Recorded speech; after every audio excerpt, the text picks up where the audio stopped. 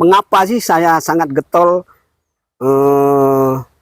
meneliti bahkan menulis sejarah Probolinggo? Jadi tujuan saya untuk memperkenalkan Probolinggo kepada masyarakat Indonesia bahwasanya inilah Probolinggo yang pernah besar dan pernah jaya pada masa lalu.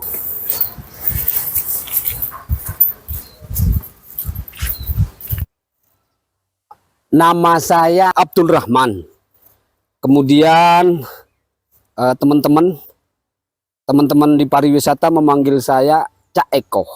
Nah, dan aktivitas saya sebelum ini adalah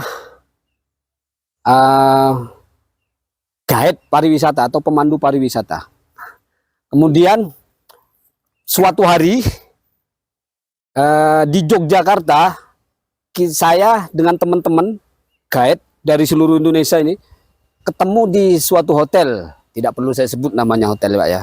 Jadi kita kumpul. Kemudian teman-teman itu berbicara tentang Probolinggo. Yang bicara itu ada guide dari Malang, Jogja, kemudian ada dari Papua, dari Sumatera, itu berbicara tentang Probolinggo. Jadi mereka itu berbicara tentang Probolinggo, sejarahnya. Apa sih yang bisa ditonjolkan di Probolinggo? Probolinggo loh udah ada sejarahnya. Itu di tahun 2003, Pak. 2003 awal mereka para guide, teman-teman lah dari seluruh Indonesia mengatakan bahwasanya Probolinggo itu tidak punya sejarah. Jadi apa yang mau dikunjungi sejarahnya? Nah, dari situlah awal mula saya tertantang. Kok bisa wilayah saya tidak punya sejarah? Akhirnya dari hasil guide, gajian, bayaran dari guide, saya khususkan, saya modalkan untuk penelitian sejarah. Awalnya saya ikut atau sekolah luar ya, pendidikan luar sebagai arkeolog. Kemudian setelah selesai pendidikan luar sebagai geologi. Ada, semuanya ada sertifikatnya.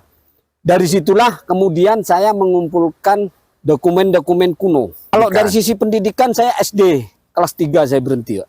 Nggak lulus? Nggak lulus belas. Saya sekolah di MI, Gang 3 Cokro, Probolinggo. Memang saya kan aslinya memang dari Cokro. Mbah buyut saya itu salah satu panglima perang kerajaan Majapahit. Itu menurut cerita tutur tinular dari keluarga ke keluarga. Terakhir, Mbah Nari Majapahit. Kanigaran. Yang kalau orang tua-tua di kota Probolinggo atau di Probolinggo, orang tua-tua di Probolinggo pasti kenal dengan mbah saya, Mbah Nari Majapahit. Itu mbah-mbah saya dulu. Kalau pendidikan saya tadi SD kelas 3 berhenti. Kenapa merasa tertantang terhadap komentar dari teman-teman guide seluruh Indonesia yang mengatakan bahwasanya Probolinggo itu tidak punya sejarah. Selama ini sejarahnya diceritakan secara kacau. Akhirnya saya menempuh pendidikan luar yang saya bilang tadi, pendidikan arkeolog, pendidikan geologi, juga pendidikan epigraf. Hasil dari penelitian sampean tentang Probolinggo itu bisa dipertanggungjawabkan ya? Insya Allah bisa, Pak. Karena menurut sejarawan atau peneliti sejarah, juga arkeolog, geologi dan lain-lain, ketika kita bercerita sejarah harus ada data dan bukti sejarah. Dan di Probolinggo, selama saya melakukan penelitian sejarah, sehingga saya menulis sejarah, itu sudah sesuai dengan catatan atau data kuno berikut bukti sejarahnya, baik kota maupun kabupaten. Hasilnya itu pernah dibukukan? Ya pernah, cuman masih belum belum diterbitkan. Karena apa? Karena menulis sejarah, menurut guru saya dulu, menulis sejarah itu tidak gampang. Perlu waktu berpuluh-puluh tahun yang sesuai dengan data dan bukti sejarah. Kalau mengundang secara narasumber pernah, yaitu pemerintah Jember atau lembaga sejarah yang bergerak di bidang sejarah Jember sudah. kemudian Banyuwangi sudah. Kalau perorangan sudah untuk mendidik si anak dalam membuat skripsi sejarah. Jadi harus dididik caranya seperti ini dan seperti ini yang memang sesuai dengan data. Dan alhamdulillah yang saya didik sudah mendapat beasiswa sekolah di Belanda. Dulu waktu itu wadahnya BPCB, Pak.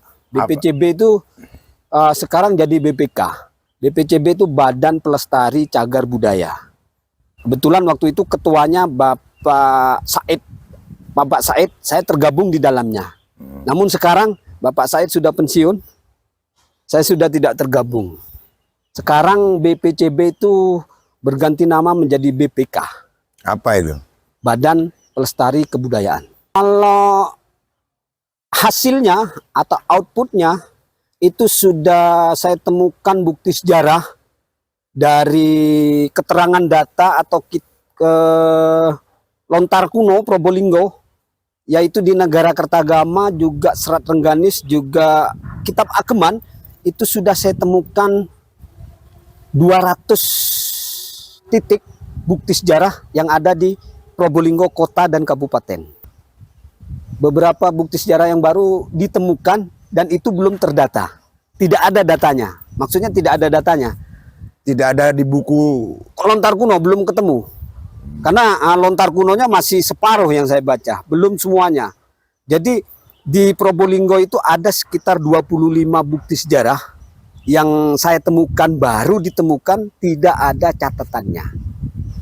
Jadi saya belum berani untuk memastikan bahwasannya itu peradaban Probolinggo karena tidak ada datanya. Kalau masalah itu ya tetap akan saya lakukan, Mas. Walaupun tanpa dukungan ataupun didukung, apalagi didukung, alhamdulillah. Selama ini saya belum dapat dukungan dari siapapun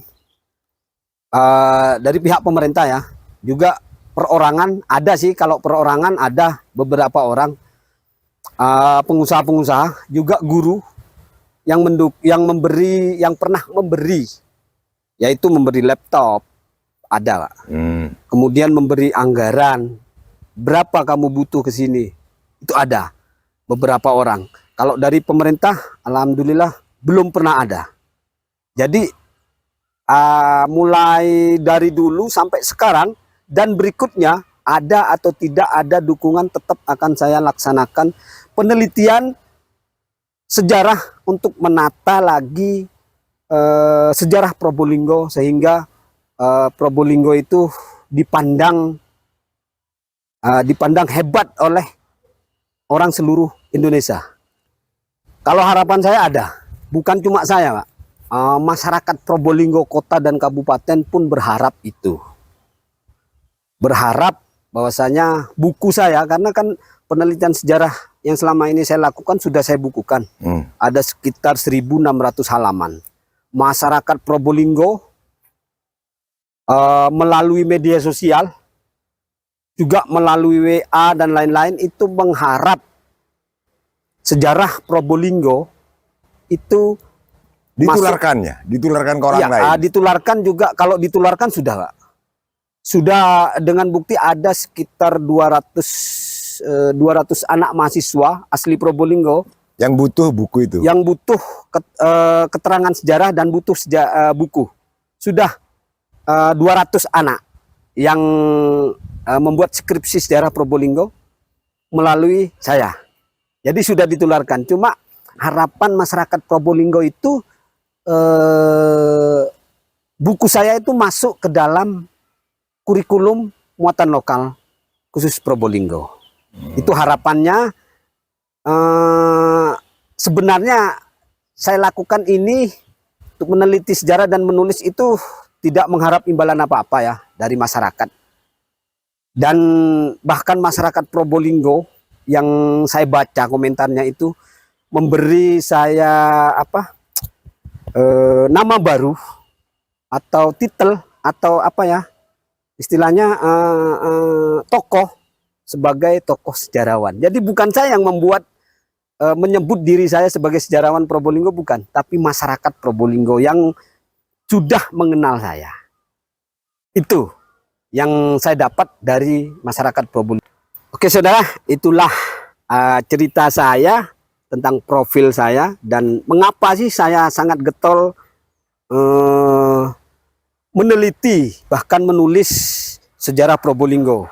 Jadi tujuan saya untuk memperkenalkan Probolinggo kepada masyarakat Indonesia bahwasanya inilah Probolinggo yang pernah besar dan pernah jaya pada masa lalu. Wabillahi taufiq wal hidayah. Wassalamualaikum warahmatullahi wabarakatuh.